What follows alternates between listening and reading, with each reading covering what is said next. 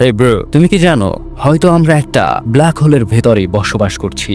আচ্ছা, হা হয়ে যাইও না, আগে শোনো। পুরো ভিডিওটা মনোযোগ দিয়ে দেখো, হয়তো একটু বড় হবে, তবে তুমি অনেক নতুন কিছু জানতে পারবে, কথা দিলাম। বিজ্ঞানীরা জেমস ওয়েব টেলিস্কোপ দিয়ে মহাবিশ্ব দেখতে গিয়ে এক অদ্ভুত ব্যাপার খুঁজে পেয়েছে। তা হলো আমাদের এই পুরো মহাবিশ্ব হয়তো একটা ঘূর্ণায়মান ব্ল্যাক হোলের ভেতরে আছে। ঠিকই শুনছো, ব্ল্যাক হোল মানে এমন এক জায়গা যেখানে এমন শক্তিশালী মহাকর্ষ বল থাকে যেখান থেকে আলো পালাতে পারে না, ধরে গিলে নেয়।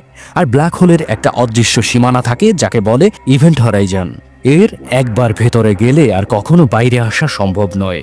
এখন ভাবো আমাদের দেখার সীমা, অর্থাৎ অবজারভেবল ইউনিভার্স ধরা হয় প্রায় 46 বিলিয়ন আলোকবর্ষ ব্যাসার্ধের।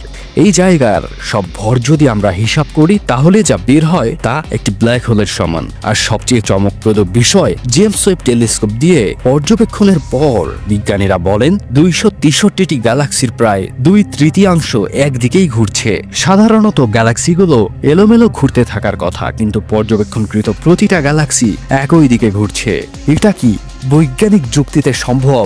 হ্যাঁ, যদি আমাদের মহাবিশ্ব নিজেই একটা সুপার ম্যাসিভ ব্ল্যাক হোল হয় তাহলেই কেবল সম্ভব। হ্যাঁ, এই গবেষণায় কিন্তু একদম সত্য হিসেবে ধরতে হবে তার কোনো কারণ নেই। বিজ্ঞানীরা সবেমাত্র দেখেছেন মাত্র কয়েকশো গ্যালাক্সি, আর মহাবিশ্বে আছে বিলিয়ন বিলিয়ন গ্যালাক্সি। ফলে আরো গবেষণা দরকার। তবে একটি কথা স্পষ্ট যে আমরা সবাই ভাবি মহাবিশ্ব ডাল ভাত, এতে আর কি বা রহস্য থাকতারে? বাইরে মহাবিশ্বের মতো রহস্যময় খুব কম জিনিসই আছে। হইতেও তো পারে আমরা সত্যিই বসবাস করি একটি ব্ল্যাক হোলের ভেতর।